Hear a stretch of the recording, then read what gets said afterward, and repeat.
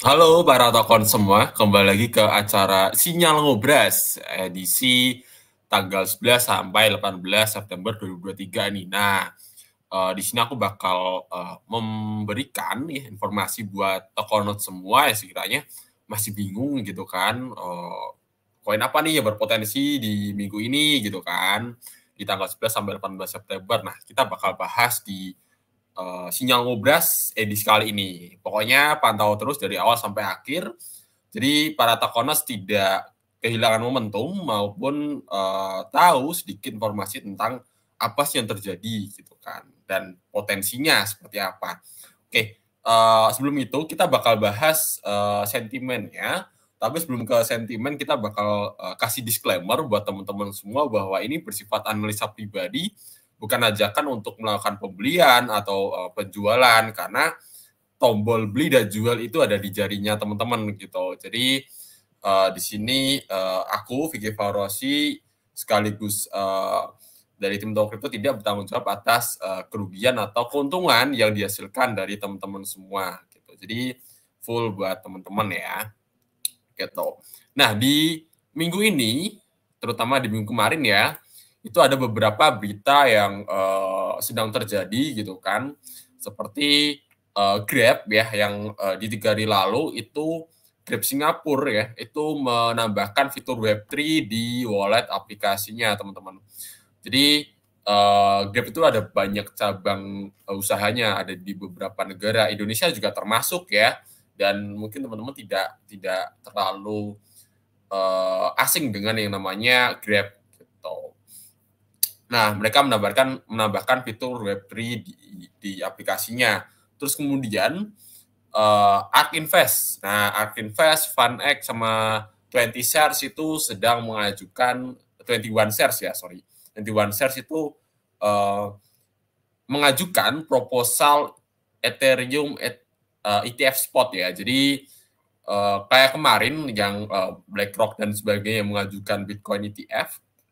Jadi skema ETF itu seperti apa? Nah, skema ETF ya kayak mereka tuh menyimpan aset mereka sebagian di brankas gitu. Kalau mungkin apa namanya ya kalau semisal dana kelolanya $1 miliar gitu kan yang akan ditambahkan likuiditasnya di exchange-nya gitu kan atau di itunya apa namanya bisnisnya. Nah itu mereka juga harus menyimpan sekitar 1 miliar US dollar juga gitu. Makanya ini bisa menjadi salah satu kabar baik buat kita semua bahwa mereka kemungkinan kalau di ACC ya teman-teman ya, kalau di ACC itu bakalan naik gitu, baik dari Ethereum maupun Bitcoin. Tapi kita lihat dulu Bitcoinnya gimana, karena sebelum ke Ethereum kita mungkin lihat dulu yang terjadi seperti Bitcoin ETF spot yang diajukan beberapa perusahaan-perusahaan besar ya. Nah itu perlu kita pantau dulu apakah itu berhasil ya, itu di ACC ya mungkin barulah ke Ethereum gitu. Karena Ethereum ini kan termasuk altcoin ya, atau versi ya mirip seperti Bitcoin, cuma dia versi lebih modernnya aja, yang dimana banyak utility yang bisa diciptakan di Ethereum gitu daripada di Bitcoin, karena Bitcoin lebih klasik ya gitu. Terus kemudian teman-teman juga bisa melihat di 4 hari yang lalu bahwa 40.000 miliarder kripto di seluruh dunia ya itu memegang Bitcoin gitu. Jadi 40.000 miliarder ya, kalau di Indonesia mungkin punya 1 miliar lah, kalau di luar negeri mungkin 1 miliar ya, terutama di Europe, terus kemudian di Timur Tengah, atau enggak di Amerika, itu orang yang memiliki 1 miliar rupiah ya, dikonversikan ke mata uang masing-masing tuh juga cukup banyak, bahkan di Indonesia juga banyak gitu loh. Maka dari itu rata-rata miliarder itu memiliki aset Bitcoin ya gitu. Ya mungkin untuk mencoba untuk memahami investasi baru sih mungkin ya. Nah, teman-teman boleh baca di Toko News untuk berita-berita lengkapnya. Ini ada Solana ya, Solana di mana Solana juga menggunakan USDC untuk meningkatkan pembayaran lebih cepat. Karena USDC ini kan Visa itu kan salah satu apa namanya payment gateway ya. Jadi kayak borderless gitu. Jadi kayak provider untuk pengiriman uang gitu. Misal kayak kita ngirim dari Indonesia ke Amerika misal ya. Nah, itu kan membutuhkan provider untuk mengirimkan supaya lebih cepat ya teknologinya gitu. Nah, itu Visa tuh yang menyediakan itu gitu, dan itu gede banget sih, itu perusahaan besar ya untuk Visa gitu. Mereka coba untuk masuk ke kripto nih. Nah, maka dari itu berita di minggu-minggu kemarin itu cukup bagus. Nah, tapi ada lagi berita kemarin yang baru muncul. Kita bakal bahas di sini. Seperti FTX yang mungkin akan melikuidasi aset mereka. Nah, kita bakal bahas di chart pattern setelah ini gitu. Nah, itulah beberapa sentimen yang terjadi gitu kan di minggu kemarin, dan efeknya apa ke minggu ini. Mungkin efeknya bisa menjadi bullish, tapi ada satu berita yang bikin ngeri-ngeri sedap. Nah, itu kita bakal bahas nih. Gitu. Menarik banget, menarik banget. Tapi sebelum itu kita bakal mereview kemarin gimana nih performa dari analisanya nih, gitu kan. Nah, berikut ada analisa untuk top weekly watchlist-nya yang kemarin tanggal 4 sampai 11 September di edisi kemarin, bahwa audio ya itu kita untung sekitar 8,85% ya. Di mana saat ini harganya itu sudah masuk lagi ke area kita entry gitu. Maka dari itu ini agak hati-hati sih, berarti ini bisa menandakan bahwa kenaikan kemarin itu dirasa kurang kuat gitu loh. Jadi bisa dikatakan kayak pembalikan arah bisa dikatakan ya. Kemudian ada BNX, kita potensi kita untung ya sekitar 19,15% ya, sesuai dengan prediction, dan saat ini bergerak di atas dari harga kita entry sih gitu. Kemudian ada OG itu naik sekitar 25%-an ya, lumayan cuan gitu. Kemudian untuk Gals ini yang kena stop loss, dan beruntungnya juga harganya juga masih di area-area stop loss gitu kan, dimana minus sekitar 2%. Kemudian ada NIR protokol itu plus sekitar 5% gitu. Nah, sekarang itu berada di area entry minggu lalu sih, bisa dikatakan minggu kemarin itu cukup bagus ya untuk pergerakannya gitu. Cuma di akhir-akhir weekend nih gitu yang bikin turun. Nah, kita bakal bahas gitu. Terus kemudian untuk yang untuk yang bad weekly watchlist-nya kemarin, minggu kemarin itu ada Unvi yang ya turun lumayan dalam lah ya, 16% minusnya. Kemudian ada Tomo sekitar 5%, kemudian ada Trader Joe sekitar 8%. Kemudian ada Numeraire ini minus 26%, dan IOTA naik sekitar 1,12%. Gitu. Jadi secara secara pergerakan kalau kita breakdown dari minggu kemarin tuh di hari Senin sampai Kamis tuh naik lah ya. Terus kemudian turun setelah adanya berita yang FUD tentang FTX yang berencana untuk melikuidasi. Nah, itu gitu. Nah, beruntung buat teman-teman yang sekiranya melihat terkait dengan teknikal yang minggu kemarin, dan kita bakal bahas lagi di potensi minggu ini. Gitu. Apa aja koin-koinnya, stay tune ya. Simak sampai akhir. Disclaimer bahwa ini adalah analisa pribadi, bukan ajakan untuk beli atau jual buat teman-teman semua. Karena memang ya aku analisa pribadi aja gitu, bukan paksaan juga gitu. Oke. Nah, ini adalah top weekly watchlist-nya di minggu ini 11 sampai 18 September. Ada Engine, ada Waves, ada Cardena, kemudian ada Synthetics, kemudian ada Algo, di mana ada potensi untung sekitar 6 sampai 13%. Nah, sini tertera untuk entry, target, dan stop loss-nya ini analisa pribadi aja, disclaimer, karena takutnya teman-teman itu ngikutin terus rugi jadi gimana-gimana gitu kan. Karena analisa tidak selalu tepat ya teman-teman ya. Gitu. Ini hanya berpotensi aja gitu. Potensinya apakah gagal atau sukses ya nggak tahu sih, lihat ke depannya aja ya. So far ini buat teman-teman yang mau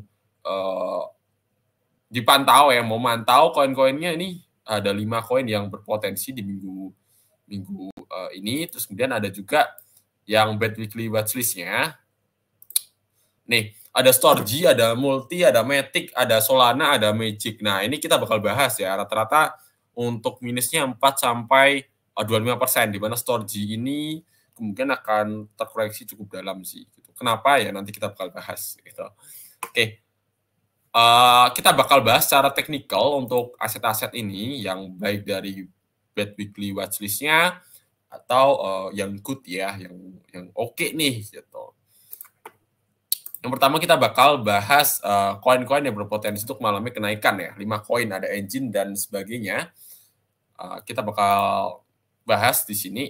Nah, ini untuk teknikal ya teman-teman. Jadi Engine ini sedang berada di area support. Nah, sudah terprediksi untuk mengalami pantulan. Ada hijau ya di sini, dan untuk potensi kenaikannya ke resisten terdekatnya aja lah teman-teman, yang nggak usah target setinggi-tingginya, kita target cari yang terdekat aja. Nah, untuk target terdekatnya itu berada di area resisten ini, yang di sini ada area resisten, kemudian di sini juga, dan confirm resisten ini ada kecil ya. Terus kemudian di sini ada support dan ketembus jadi resisten. Jadi bisa dikatakan harga 0,2478 merupakan area harga yang cukup berpengaruh gitu loh. Nah, untuk harga entry-nya kemungkinan di area ini teman-teman 0,2330, mungkin kalau teman-teman beruntung ya bisalah dapat di harga ini, dan ada stop loss di area 0,2242 gitu untuk Engine. Terus kemudian ada Waves. Nah, Waves ini juga sama, ini terprediksi kemungkinan akan mengalami kenaikan karena berada di area support-nya. Ini bagus banget, secara RSI juga masih cukup bagus, berada di area 50, yang artinya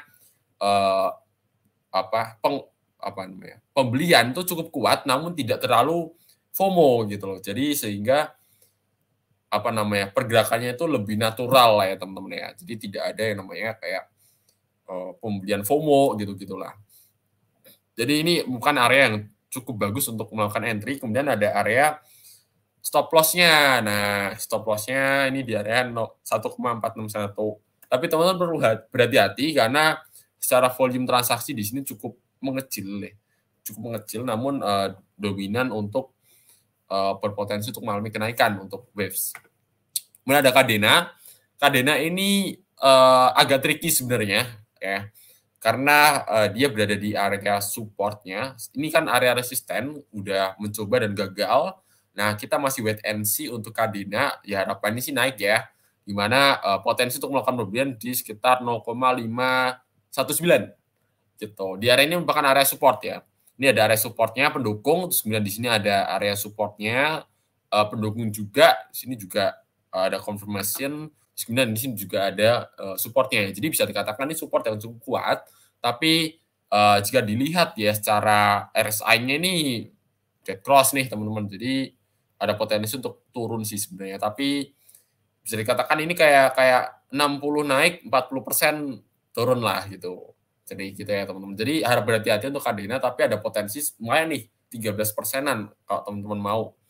Gitu. Terus kemudian ada Algorand ini ya ini malah naik duluan ya. Jadi ada potensi untuk mengalami penurunan ke 0,895, kemudian menuju ke area resisten lainnya atau garis resisten yang aku tarik nih teman-teman di sini.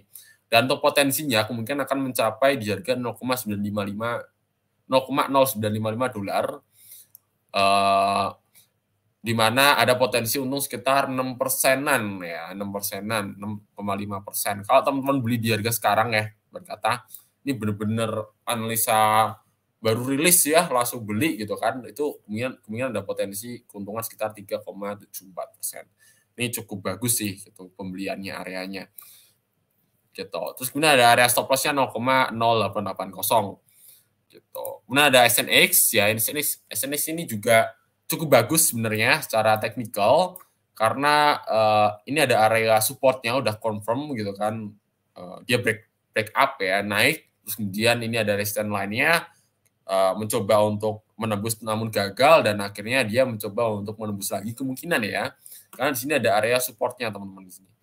Ini ada area supportnya, terus kemudian di sini ada juga moving average yang menahan. Secara RSI di sini mau menunjukkan golden cross untuk Synthetix. Jadi tak rasa kemungkinan akan mengalami kenaikan ya. Ini potensi aja gitu. Ke moving average 200-nya di angka 2,316 US dollar. Tapi moving average kan harganya berubah-ubah ya teman-teman ya. Jadi potensinya kurang lebih seperti ini. Ini cukup bagus dibanding dengan yang lainnya. Nah, itulah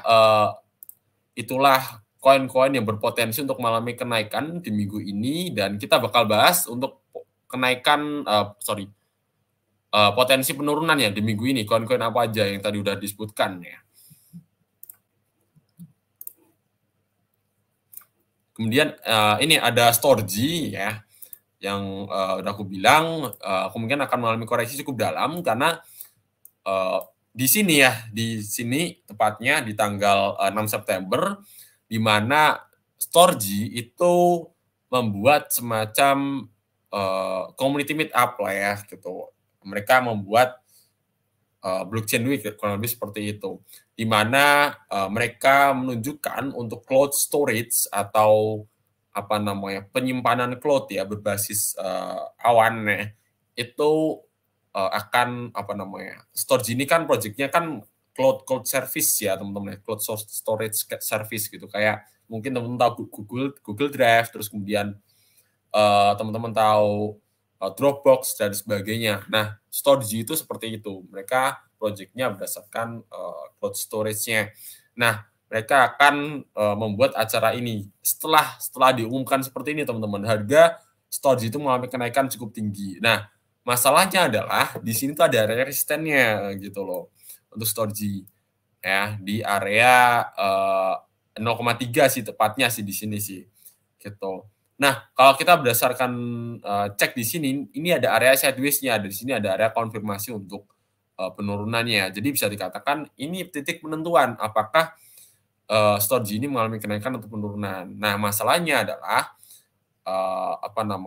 acara ini itu akan berlangsung mungkin di tanggal 18-an ya kalau nggak salah, 18 September. Jadi kemungkinan akan berpotensi naik, tapi ada potensi juga turun karena FOMO sudah berkurang gitu. Intinya kurang lebih seperti itulah, FOMO-nya berkurang gitu. Jadi ada potensi untuk berhati-hati ya, karena kasusnya kayak kemarin dianalisa beberapa minggu lalu ya, yang episode Agustus ada juga yang kayak gitu, sehingga harga terkoreksi turun lumayan dalam. Kemudian ada Multi. Nah, Multi ini sebenarnya agak agak berhati-hati juga ya, karena tak rasa ya ini pergerakannya agak suspicion ya, atau agak ngeri gitu loh. Karena Multi ini jujur volatile banget di minggu-minggu ini gitu kan, dimana kenaikan dan penurunannya cukup dalam. Jadi hati-hati buat teman-teman semua, dimana ada potensi untuk mengalami penurunan di sini.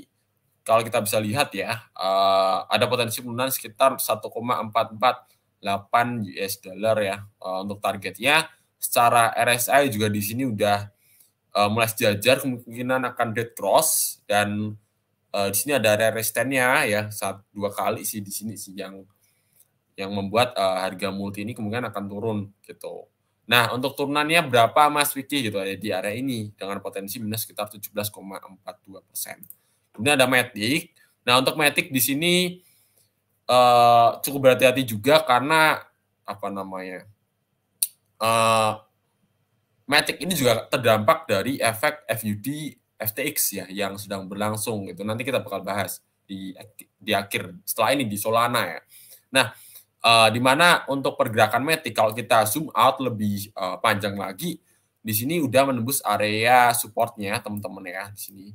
Jadi potensi untuk mengalami penurunan lebih lanjut untuk Matic ini kemungkinan akan terjadi, tapi penurunannya itu tidak terlalu signifikan gitu, kayak tidak terlalu dalam juga, sekitar minus 4,86% untuk penurunannya gitu. Kemudian ada Solana. Nah, Solana ini juga sama, di mana yang ku bilang tadi di sini ya, tepat di sini teman-teman ya, secara news di 9 September kemarin, di mana DeFi Investor ya itu membuat tweet ya, di mana big selling pressure ini potensial akan terjadi di minggu depan, berarti di minggu ini, di mana FTX akan mendapatkan persetujuan untuk melikuidasi aset pada tanggal 13 September ya. Di mana FTX ini memiliki 3,4 billion US dollar di dalam bentuk kripto di bulan April tahun ini. Nah, mereka untuk melakukan penjualan aset kurang lebih sekitar 200 juta US dollar tiap minggunya gitu. Nah, apakah ini akan benar-benar terjadi ya? Ya, kita nggak ada yang tahu. Yang jelas untuk Solana itu asetnya itu yang paling terdampak ya, dengan aset mungkin sekitar 400 juta US dollar itu waktu April ya. Nah, sekarang kan harganya pasti berbeda ya. Nah, maka dari itu buat teman-teman semua harap berhati-hati untuk memiliki Solana. Ini belum confirm ya teman-teman ya, belum terkonfirmasi. Dan untuk aset-aset yang terdampak itu ada Matic, kemudian ada Solana, kemudian ada BTC dan sebagai banyaknya lah ya. Teman-teman cek aja di tweetnya The DeFi Investor gitu. Kemudian ada Magic juga sama, ini konfirmasi untuk breakdown sama seperti Solana, dan ini bearish kuat banget untuk Magic ya. Jadi potensi untuk mengalami kenaikan mungkin ada sedikit aja teman-teman, tapi ada juga potensi untuk melakukan penurunan lebih lanjut gitu. Nah, minusnya potensinya sekitar minus 15,07%. Mungkin dia akan naik dulu ke 0,4833 sebagai resistennya dan terpantul lagi ke bawah gitu. Itulah aset-aset yang kemungkinan akan berpotensi koreksi ya di minggu ini dan berpotensi untuk mengalami penurunan. Jadi teman-teman semua harap berhati-hati, harap melakukan analisa pribadi. Ini hanyalah analisaku aja ya, analisa pribadi aja, dan bukan ajakan untuk beli atau jual gitu. Karena tombol beli dan jual itu ada di HP masing-masing. Nah, ya. Jadi tidak bertanggung jawab lah.